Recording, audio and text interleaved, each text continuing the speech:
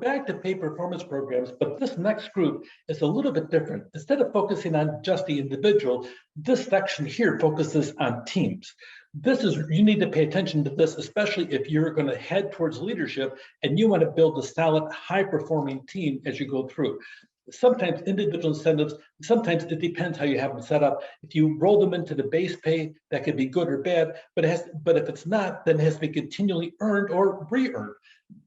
That's an incentive to keep it up. You really did well. You raised the overall expectations. Our market share increased 4%, and some of it really is due to you. You did a nice job. I need you to do that same thing next year. So you get a bonus over here, but you got to earn it every year. That's not necessarily bad to do as you go through.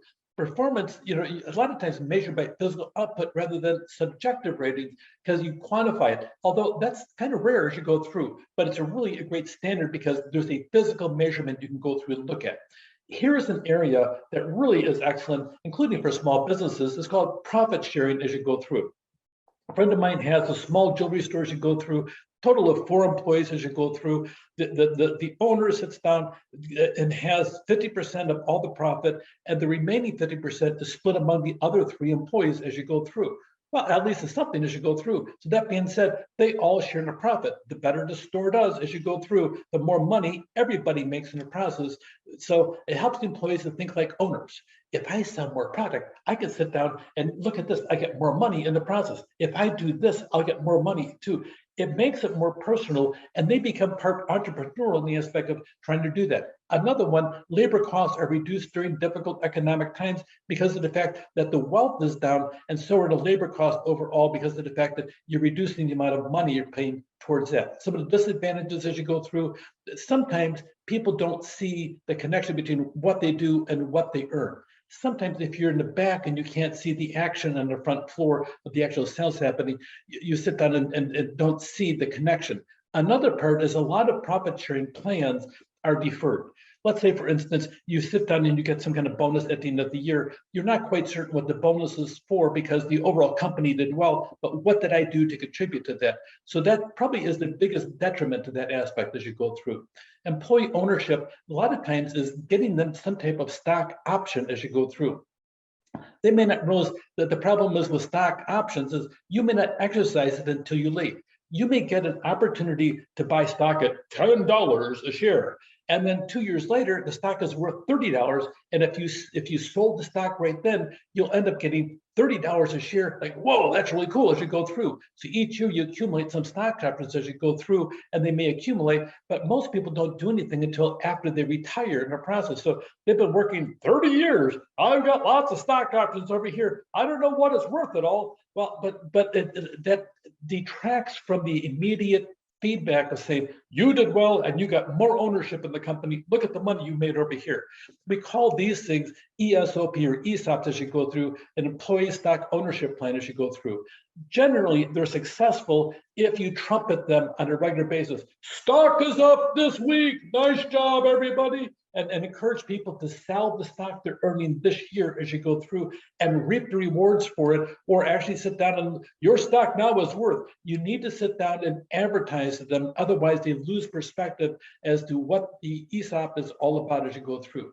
Something even more interesting than maybe a whole organization is this thing called gain sharing. Instead of a system-wide methodology, it really is based upon the plant.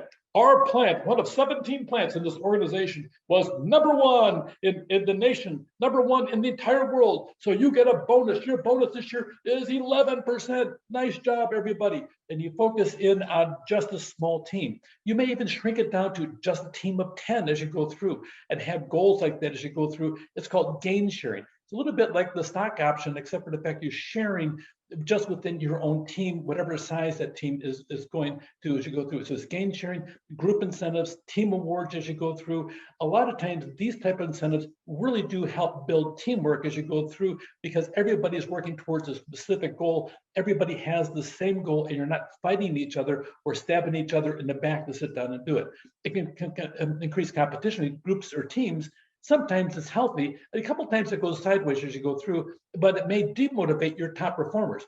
Well, I'm working so hard. I'm the hardest worker, and I have more sales than anybody else on a regular basis, and I don't get anything out of this. I got to share it.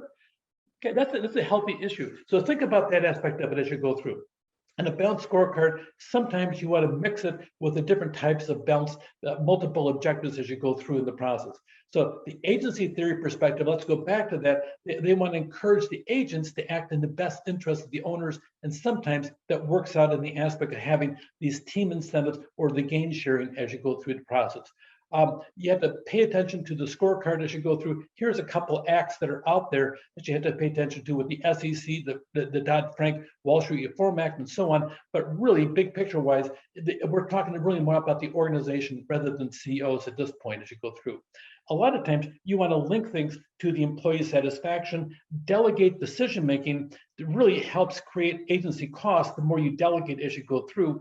And sometimes that takes away power from the leadership as you go through it in the process. A lot of communication.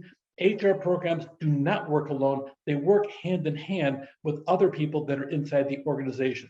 So your pay strategy, make certain you consider how it's going to further the organizational goals and objectives, make the best practices, and it should differ on growth or concentration strategy as you go through. You may have different things that happen right over here.